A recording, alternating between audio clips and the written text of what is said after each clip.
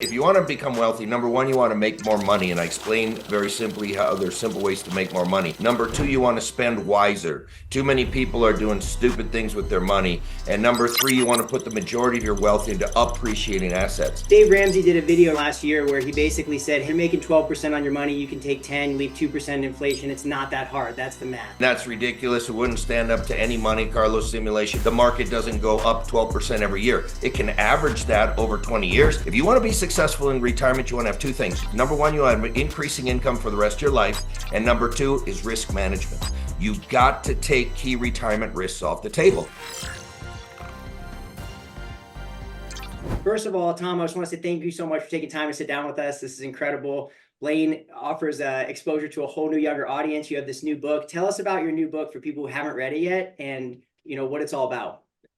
Yeah, so the title of the book is Tom Hegna's Who Wants to Be a Millionaire? And Daniel, as you know, I spent pretty much my entire career working with baby boomers, showing them how to protect their assets and how to distribute their assets. But I've got 4 kids ranging from age 22 to age 40, and I've watched their friends and do some good things with money, but do a lot of bad things with money. And so I wanted to do something for younger people to show people how simple it is to become wealthy in America today. People say, oh, no, the kids can't get by. No, it's simpler today to get wealthy than ever. And that's what I just wanted to talk about in the book. What an encouraging message. So can you give us like a strategy or some of the outline, like one piece of the book that somebody could take away that might say, hey, you know what, I want to pick up this book and read the whole thing. Like what's something that you talk about that would appeal to younger people who are trying to build wealth? Well, I show them that it's so important to, number one, if you want to become wealthy, number one, you want to make more money. And I explain very simply how there's simple ways to make more money. Number two, you want to spend wiser. Too many people are doing stupid things with their money. And number three, you want to put the majority of your wealth into appreciating assets. And if you think about it, most of your friends are not putting their money into appreciating assets, they're putting them into depreciating assets: cars, boats, RVs, jet skis, handbags, shoes, clothes. We all got to have some of that.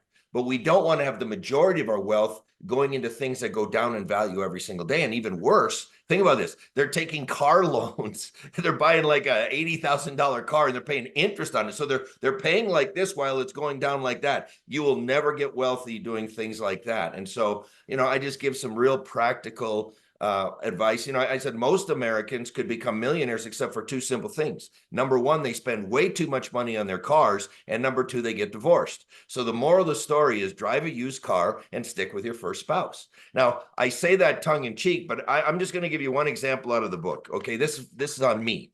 I had a chance to buy a brand new Ford F-150 pickup for $65,000, or I could buy one 2 years old with 13,000 miles on it for $30,000. Now, that's a $35,000 difference. Well, anybody who knows me knows I bought the used vehicle. Now, if I take that $35,000 and invest it at 6% or 8%, I'll give you both 6 and 8. In 30 years, it would be worth somewhere between $200,000 and $400,000. In 40 years, it'd be worth between $380,000 and $900,000. And in the 50 years, it'd be worth between $700,000 and $1.8 million. That is one vehicle. Now, I'm married with 4 kids. We've had probably 20 vehicles plus or minus 4. You start multiplying those numbers by 10 or 20. And what younger people don't realize is they got the number one thing on their side: time. And you don't get wealthy overnight. You get wealthy over 30, 40, 50, 60 years. And if you can get this machine rolling, it's like a big snowball coming down the hill. It starts out really small, but by the time it's at the bottom of the mountain, it's huge. And that's the same with wealth. You can start with a little bit of wealth, but over time, it will just snowball and get bigger and bigger if you're doing the right things. That's incredible. I think that's such a powerful example. I've heard you be one of the only economists to support a 1% position in crypto for retirees. Do you discuss crypto in the book and different allocations for younger people? I really don't discuss crypto a lot, but people thought my account was hacked when I came out with the 1%, and I'll kind of tell you the history of that. So I was the biggest crypto non-believer there was. It's nothing. It's a greater fool theory. What is it? It's nothing. And then I think it was maybe Michael Saylor on CNBC one day laid out a case, a believable case to a non-believer like me, that Bitcoin could hit $1 million. And of course, now he says it could hit 13 million, even more. And he said, look, all we're recommending to our wealthy clients is that they put 1% of their portfolio into crypto, because if Bitcoin goes to $1 million of Bitcoin, you're going to be happy you did it. If it goes to zero, it's not going to wreck your retirement. Well, that resonated with me because I'm kind of the guaranteed money guy. I get most of my assets are in guaranteed, but I said, I can take 1%. And I did that back when Bitcoin was like $2,000 a Bitcoin. And when it hit 71,000 or whatever, that 1% position was worth $1 million. I mean, I'm glad I did it. And now, you know what I did? Because the risk to me is, what if Bitcoin went down? What if something unexpected happened? What if Bitcoin went to zero? So there's a Bitcoin short ETF too. So I put the same amount of money that I put into Bitcoin long, I now put that into Bitcoin short, so that if Bitcoin went to zero, I get all my money back. But I hope I never have to use it. I think Bitcoin's just going to keep going. But I position myself to protect myself, no matter what happens. So talking about risk, Tom, because I know one of your areas that I love your work is with helping retirees. We're in a declining interest rate environment, potentially just lowered rates for the first time in a meaningful way in a while. What is important for retirement savers to be paying attention to if we enter a declining interest rate environment?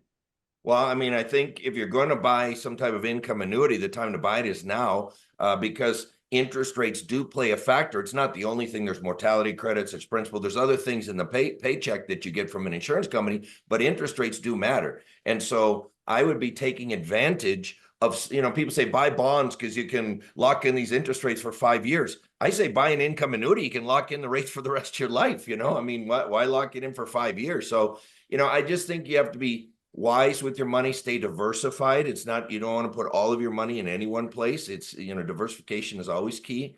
And interest rates are just one of the components.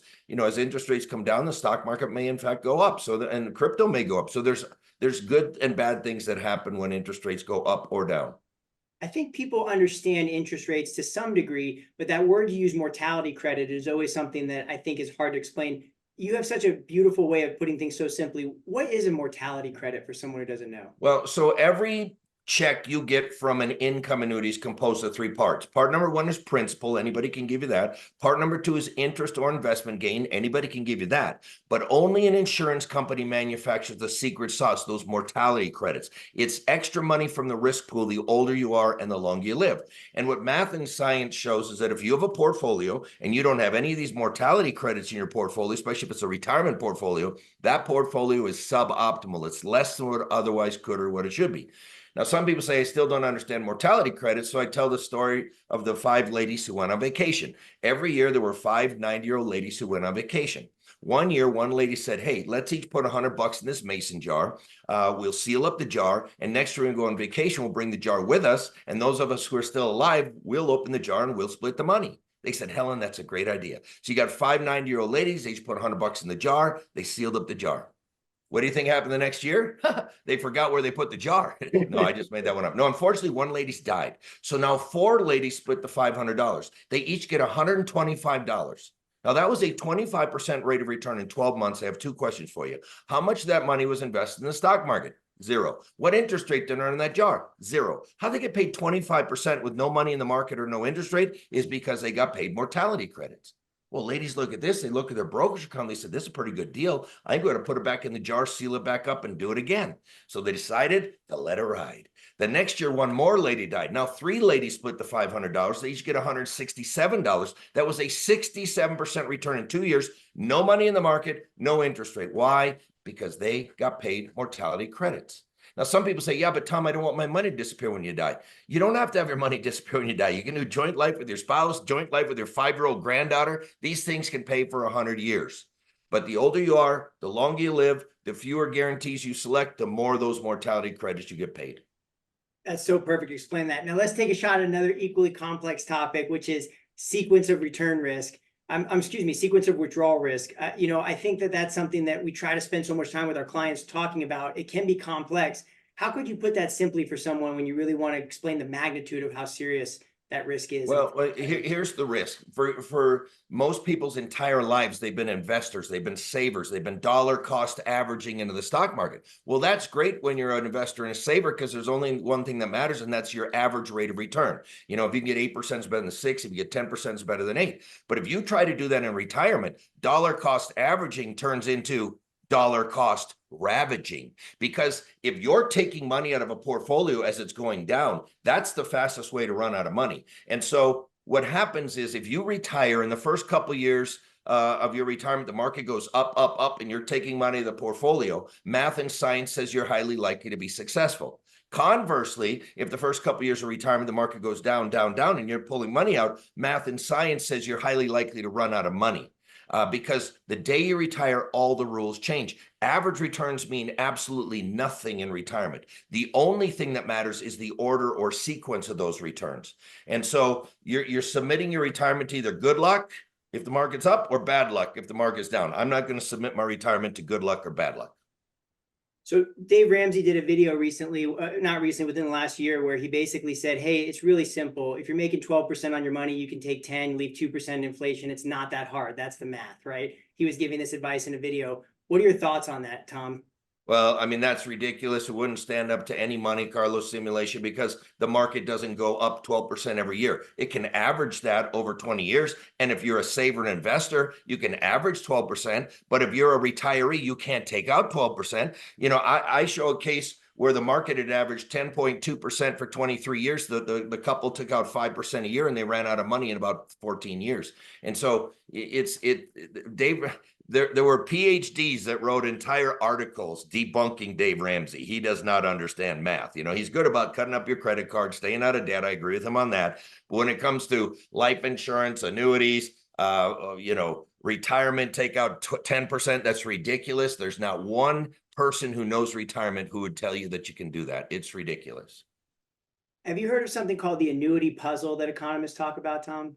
Yeah, I mean, the annuity puzzle is that all the math and science shows that you should have an annuity in your portfolio, and yet many people still don't do it. That's the annuity puzzle. It doesn't make sense. It's not rational. You know, Menachem Yari back in the 1960s proved that only a lifetime income annuity can optimize income over the indefinite period of a human life. See, you don't know how long you're going to live. I don't know how long I'm going to live. The insurance company doesn't know how long each one of us is going to live, but 1,000 of us, they know almost the exact day. And so they can pay each and every one of us as though they knew exactly when we're going to die. And that's the highest guaranteed paycheck of any product in the world that you can buy that will guarantee you a paycheck for the rest of your life. And so it doesn't make sense that people wouldn't want to have some of that in their portfolio because all the research shows you should do this. That's called the annuity puzzle. It's irrational behavior or irrational understanding by many people of where annuities fit and how they can be used properly.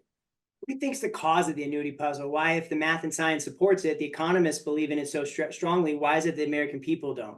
Well, you mentioned one guy. There's another guy on TV who says he hates annuities, and all that stuff. So there's people with other agendas, investment type agendas and things that throw confusion in the market.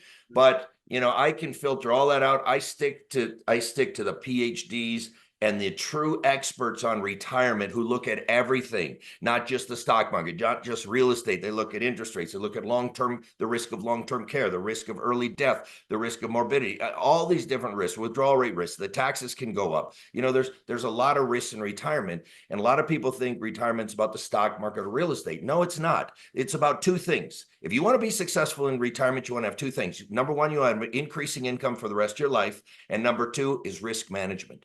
You've got to take key retirement risks off the table. And that's what I write about, and that's what I speak about. Tom, this is my last question. When anyone asks me what's the most influential thing or the most important thing they could read, for me, that's Retirement Alpha, the white paper you wrote. I'm curious, if you had to point to one work, one white paper or one economist, who's been the most influential, or what work has been the most influential to you in your career? I don't think I can narrow it down to one because I love the diversity of opinion. But, Dr. David Babel of Wharton, he was very powerful. Dr. Moshe Milevsky, Dr. Michael Finke, Dr. Wade Pfau, Dr. Menachem Yari. Those are some to start with, and there's others, quite a few others. But those would be some that you could just dig into their works and read about some of this math and science. I tried to, I'm going to turn it over to Blaine and I'm done, but I tried to explain. Blaine asked me recently, Daniel, what's an annuity? And I took a shot at explaining it to him. What would you tell Blaine, who's 25, if he asked you what an annuity is? Well, the base annuity gives you a guaranteed paycheck for the rest of your life. Now, that's an immediate annuity. All right. But there are deferred annuities too. And those annuities are annuities whose purpose is to grow. And while they grow tax deferred. So if you think about a variable annuity, it'd be very similar to having a family of mutual funds. You can be in stocks, you can be in bonds, you can be real estate, you can be whatever. But while it's growing, you don't pay any taxes. The problem for younger people with deferred annuities is you really can't touch that money till you're 59 and a half. Now, there's a couple ways to do it. It's called Rule of 72T. It's an IRS code. But for most people, they can't really touch that money till they're 59 and a half. And so I really encourage people for deferred annuities, to wait until you're in your 40s, 50s, when you're really thinking about retirement. That's the perfect time to get those. But there are young people that buy, accumulation annuities as well, and they stay diversified. You can have guarantees that you don't have in a mutual fund. Like I have one variable annuity that guarantees I won't lose a penny over any 10-year period of time. So I can be very well aggressive. I can be as aggressive as I want. And the market goes down. That's not my problem. That's the insurance company's problem. And it helps investors stay invested. Now, the fees in a variable annuity are higher than a mutual fund, but you get these other things that I consider valuable to me. If somebody doesn't consider them valuable to them, then just stick with a mutual fund or manage money. Tom, it's so wonderful you make time for us. We really appreciate it, and just want to wish you good luck in all your endeavors and speaking arrangements. Thanks for everything you're doing for everyone. Thank you, Daniel.